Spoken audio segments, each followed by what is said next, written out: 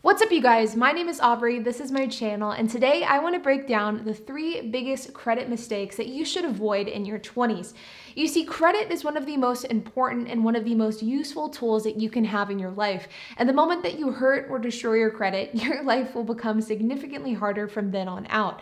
And so if you avoid these mistakes I'm about to break down in this video, you'll be setting yourself up for long-term success in not only your personal life, but also your business life as well. So let's get started. Now, before we begin, if you guys could hit the like button and hit the subscribe button for the YouTube algorithm, I would greatly appreciate it. This helps my channel grow because it helps tell YouTube that you guys are enjoying my content, and thus it gets my content pushed out to a newer audience. If you guys could please do that, I would greatly appreciate it. And while you guys are at it, scroll down to the comment section and leave a comment talking about your #1 credit tip that you have for others who are wanting to either improve or maintain a good credit. Now, some experts like Dave Ramsey, for example, strongly believe that having a good credit score means nothing but the fact that you are good at borrowing money. Because a FICO score is not an indicator of financial health. A FICO score is an indicator that you have borrowed money and paid it back a lot.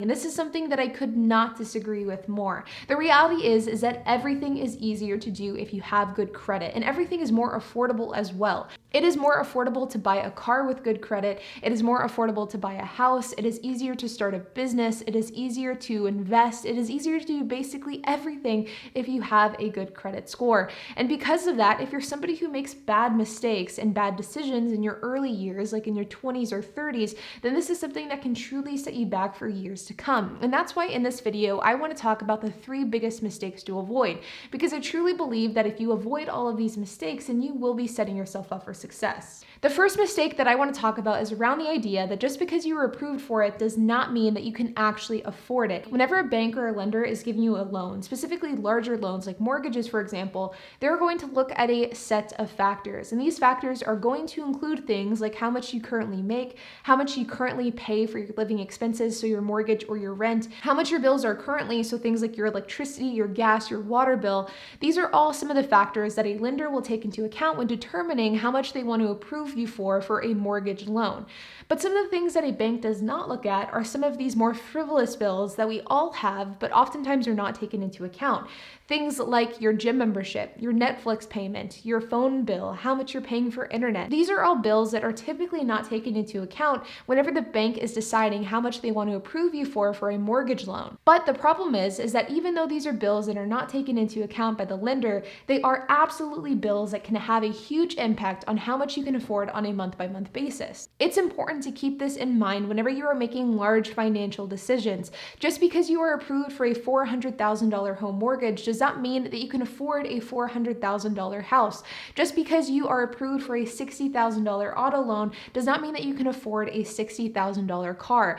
It is important to take into account the monthly payments on these financial obligations and to truly do the math and take everything into consideration before you take out these large loans, because just because you're approved for it doesn't actually mean you can afford it. The second mistake that I want to talk about is one of the most dangerous ones on this list, and I think that it is something that young people specifically are falling for more and more, and I think that it is a huge concern, and that is buy now, pay later services. Now, this is nothing new. Buy now, pay later services have been around for a long time, and there's been other kind of variations of this service as well. For example, layaway has been something that has been offered at retail stores for a very long time now.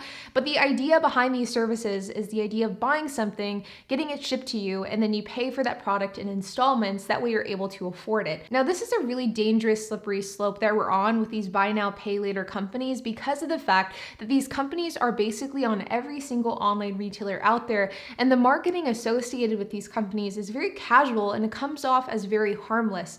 But the problem is that these companies are in fact very harmful. They can cause a lot of damage to somebody's finances. Afterpay is one that is an extremely well-known company. They are probably one of the more mainstream buy now, pay later options out there. And if you go onto retailers, regardless of the ticket price for the products that you're wanting to buy, you will almost always find an Afterpay option that will allow for you to buy the item now and pay for it in installments later on. I fear that people will get into the habit of using Afterpay in order to afford the things that they want to buy. And as a result, they will very quickly rack up debt from services like Afterpay in a very similar way that people rack up credit card debt. And so now, rather than people only racking up credit card debt, they're racking up credit card debt in addition to online retailer debt through services like Afterpay. And I think that it is a very dangerous combination. And the thing is that retailers are really leaning into this solution because the idea of buy now, pay later is something that really works, and it helps make the retailer more money. In fact, in an article published by CNBC just recently, it stated that retailers bid farewell to layaway as shoppers embrace buy now, pay later options. If we scroll a little bit later on into the article, it states that RBC Capital Markets estimates that these point of sale loans, like Afterpay, for example, increases retail conversion rates by 20 to 30%, and it lifts the average ticket size between 30 and 50%. Not only are people buying more often, but they're also spending more money when they buy as well. And that is a bad combination. My piece of advice would be to stay away from these buy now, pay later solutions at any and all costs. The reality is that most purchases made through these buy now, pay later services are probably not necessary purchases. They are things like clothes, like electronics, like fun items that you may just simply want to buy, and you don't need to buy them right here, right now. And I think that if you have a purchase that you have to buy because of whatever reason, I think that there are some better strategies that you can implement that will allow for you to avoid these buy now, pay later lenders. And the third mistake that I want to talk about is one that far too many people fall into, and that is buying something simply because you can afford it now. This is something that I see all the time with people that I know personally, but also people on the internet as well. People get a fat paycheck, people are making good money at their job, people are in a good financial situation, so they start spending accordingly. They get a nice house, they get a nice car, they start going on good vacations. But the problem is that this lifestyle isn't always sustainable if you don't have cash flow coming in each and every week or each and every month. And because of that, it's incredibly important to spend your money with this thought process in mind. The job and the financial situation that you have today may not be the job or the financial situation that you have 2 months, 3 months, 6 months, 6 years down the line. And it's incredibly important to have that in mind whenever you're making these large purchases. Now, there really isn't any sort of golden rule that you should or shouldn't follow when trying to determine what you can afford and when you can afford it. But the rule of thumb that I like to use is I like to ask myself the question, do I need this? And if the answer is no, then I probably won't buy it. And the second thing that I like to ask is, can I afford this if my income stream stopped tomorrow? And for how long could I afford to make these payments? If the answer is I can't afford it for any length of time after my income stream stops, then that's probably a good indicator that I simply cannot afford to buy that item. But alternatively, if I can afford to pay for that item and if I can have that item in my possession for a year, 2 years, 3 years, then that is a good indicator that it probably is a good purchase. And kind of the secondary question that I always ask myself is, if this purchase doesn't make sense financially later on down the road, can I sell it for a profit? That is always a good question to ask yourself whenever you're making some of these larger purchases. That way you know that you do have a safety net in case your income does fluctuate later on down the road. Now, like I mentioned at the beginning of the video, Dave Ramsey is somebody that I am not a huge fan of because I simply disagree with a lot of his tactics, especially his comment regarding what credit scores actually mean.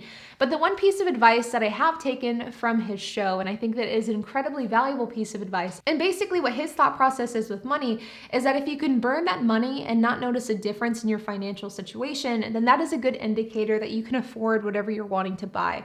So for example, if you're wanting to buy a luxury car and that car costs $50,000, if you could burn $50,000 right here and right now, and you wouldn't really feel the pain of that $50,000 disappearing into thin air, then that is a really good indicator that you can absolutely afford that car. But if you were to burn that same $50,000 and then as a result you would face foreclosure on your house, you wouldn't be able to eat out to eat for months, you would have to sell your belongings, then that is a good indicator that you probably are going to end up stretching yourself too thin with this $50,000 purchase.